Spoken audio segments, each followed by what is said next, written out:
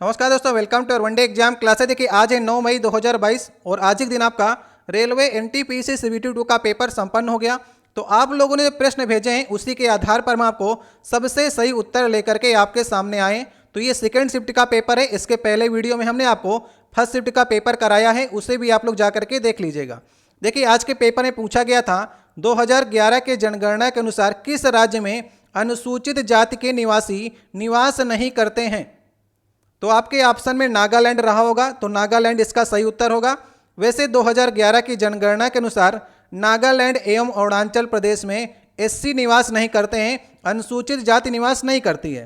तो नागालैंड ऑप्शन में था, तो नागालैंड को सही करिएगा। अरुणाचल प्रदेश मुझे लगता है ऑप्शन में नहीं था।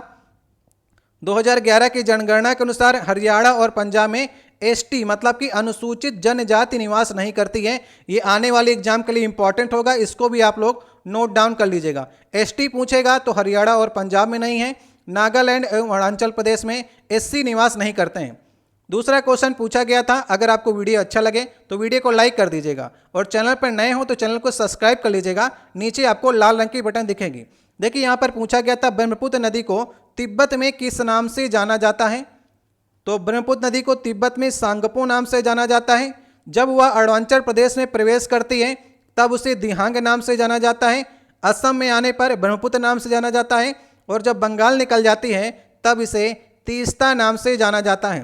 तो आपसे तिब्बत ने पूछा था तो सांगपो कहा जाता है। ये सारी चीज़ें आपको याद करके चलनी आने वाले एग्जाम के लिए। अगला देखिए क्वेश्चन पूछा गया था वर्तमान में सुप्रीम कोर्ट के मुख्य न्यायाधीश कौन है। ये क्वेश्चन आपसे पूछा गया था, तो नंबर भी आपको याद रखना है। 48वें हैं, एनवी रमणा नाम है, ठीक है।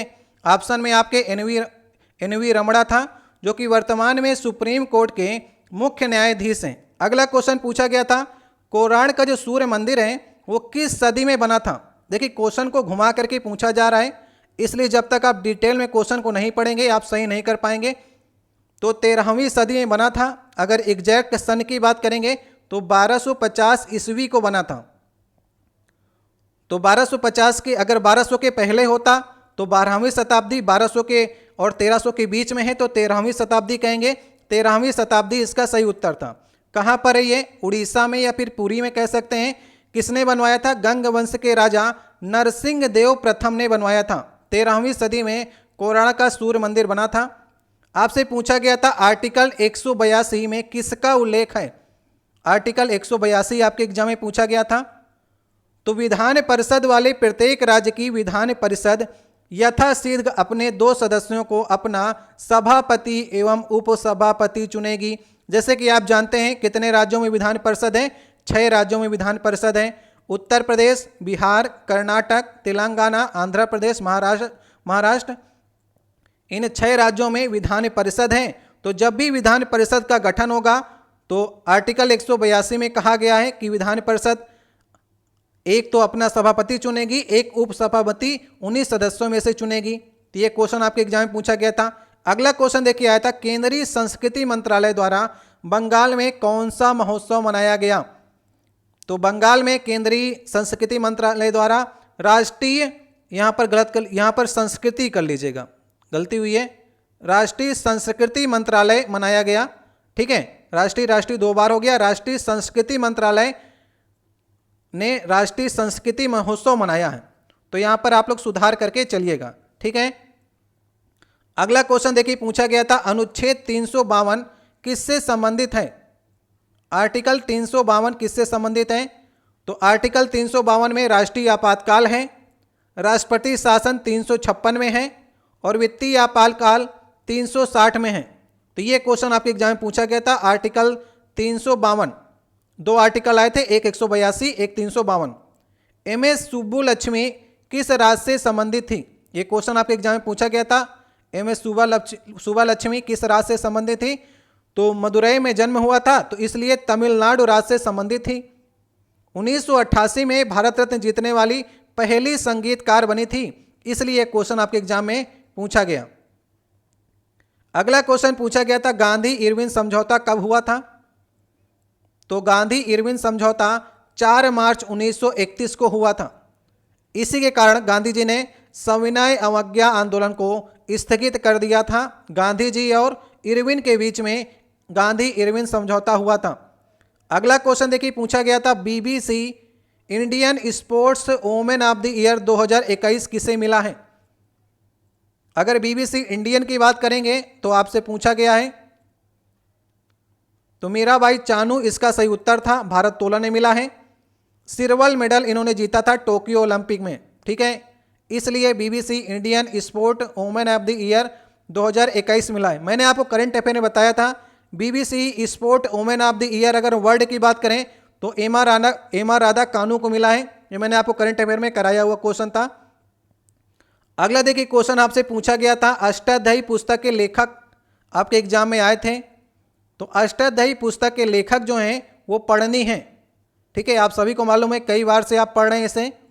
अगला क्वेश्चन देखिए पूछा गया था, नेपाल से कौन सी नदी निकलती है? ये क्वेश्चन आपके एग्जाम में पूछा गया था, तो नेपाल से गंडक नदी निकलती है। नेपाल में इसे शालिग्राम कहते हैं, और जब ये मैदानी भाग में आती है तब इसे नारायणी नदी भी कहते हैं। जो शालिग्राम के गोले गोले काले काले पत्थर हैं जिनकी पूजा होती है वो इसी गंडक नदी से पाए जाते हैं। तो नेपाल से निकलने वाली मेरे हिसाब से गंडक नदी आपके ऑप्शन में रहा होगा, तो ये सही उत्तर होगा। इसके बाद देखिए पूछा गया था 1857 की क्रांति में लखनऊ से किस भारतीय नायक ने नेतृत्व किया था? ये क्वेश्चन आपके एग्जाम में पूछा गया था 1857 की क्रांति से, तो इसका सही ऑप्शन होगा बेगम हजरत महल। 4 जून 1857 में नेतृत्व किया गया था। पहले देखिए ब्रिटिश नायक थे हेनरी लॉरेंस, जिनकी मृत्यु हो गई थी, ने मार दिया गया था। फिर इसके बाद ब्रिटिश जो नायक थे वो कैंपेबल थे, ठीक है, लेकिन भारतीय नायक की बात करेंगे तो बेगम हजरत महल, जो कि आपके ऑप्शन में रहा होगा। अगला देखिए क्वेश्चन आपके एग्जाम में पूछा गया था, भारतीय संविधान में संसदीय प्रणाली किस देश से या फिर किस देश के संविधान से ली गई है? तो संसदीय प्रणाली को हमने ब्रिटेन से धारण किया है, तो इसका सही ऑप्शन कौन सा होगा? जहां पर भी ब्रिटेन लिखा होगा वो इसका सही ऑप्शन होगा। अगला देखिए क्वेश्चन आपसे एग्जाम में पूछा गया था, काली मिट्टी कहां पर पाई जाती है? तो ऑप्शन में आपके पठार जैसे कुछ दिया रहा होगा, तो दक्कन का पठार आपके ऑप्शन में रहा होगा, तो दक्कन का पठार जो है इसका सही ऑप्शन होगा। दक्कन की पठार या फिर मिट्टी की बात करेंगे तो महाराष्ट्र एवं गुजरात में काली मिट्टी पाई जाती है, जो कि कपास की खेती के लिए सर्वाधिक उपयोगी होती है। इसे रेंगुर मिट्टी भी कहते हैं। टिटनी फेरस मैग्नेटाइट के कारण काली मिट्टी का रंग जो होता है वो काला होता है। ये सभी बातें मैंने आपको जीएस वाले सारी वीडियो में बताई हुई हैं। इसके बाद देखिए ये करंट अफेयर से क्वेश्चन जो हमने कराया था आपको, इसरो एवं नासा ने मिलकर के कौन सा उपग्रह बनाया है? तो इसरो देखिए भारत का अंतरिक्ष कार्यक्रम जो संभालता है इसरो संभालता है, और नासा जो अमेरिका का है वो नासा का अंतरिक्ष कार्यक्रम संभालता है। तो इसरो और नासा ने मिल करके निसार बनाया है। निसार, इसे इंग्लिश में इस प्रकार से लिखते हैं जैसा नीचे लिखा हुआ है NISAR, जिसका फुल फॉर्म इस प्रकार से है। एन से देखिए नासा हो गया, आई से इसरो हो गया, तो NI नासा इसरो। इसके बाद synthetic aperture radar SAR, S ये है, ये है, आर ये, तो ये फुल फॉर्म है जिसे शॉर्टकट में हिंदी में निसार कहते हैं। तो ये सभी प्रश्न आप लोगों ने हमारे पास भेजे थे। ये सभी जो मैंने आपको प्रश्न कराए हैं सेकंड शिफ्ट के पेपर के आपके क्वेश्चन हैं, ठीक है। जो भी क्वेश्चन अगर आपको और भी याद आते हैं तो आप हमारे टेलीग्राम चैनल पर भेज सकते हैं, या फिर आप हमें व्हाट्सएप नंबर पर भेज सकते हैं। हमारा व्हाट्सएप नंबर है 8795 34 13 62। ये हमारा व्हाट्सएप नंबर है, इसे नोट डाउन कर लीजिएगा, 8795 34 13 62। ये हमने आपको सेकेंड शिफ्ट का जो आपका पेपर शाम की शिफ्ट में संपन्न हुआ उसके सभी क्वेश्चन कराए हैं। अगर आपको और भी याद आते हैं तो आप कमेंट बॉक्स में बता सकते हैं। मैं आपको दोनों की PDF टेलीग्राम चैनल पर भेज दूंगा। टेलीग्राम का लिंक आपको डिस्क्रिप्शन में मिल जाएगा, वहां से आप लोग ले लीजिएगा। इसकी पहले शिफ्ट की भी हमने वीडियो बनाई है, उसको भी देख लीजिएगा। सेकेंड शिफ्ट की बनाई है, उसको भी देख लीजिएगा।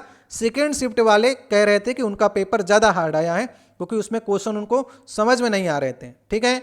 ये अलग अलग लोगों का मत है। पहले शिफ्ट वाले तो नॉर्मल कह रहे हैं, लेकिन सेकेंड शिफ्ट वाले कुछ लोग जो हैं वो थोड़ा हार्ड पेपर कह रहे हैं। अब आप लोग कमेंट बॉक्स में बताइएगा कि आपके हिसाब से पेपर कैसा था, ठीक है। आप लोग पेपर देकर आए हैं, जिनका पेपर होने वाला है उनके लिए सारे क्वेश्चन मैंने विस्तार से बताए हैं।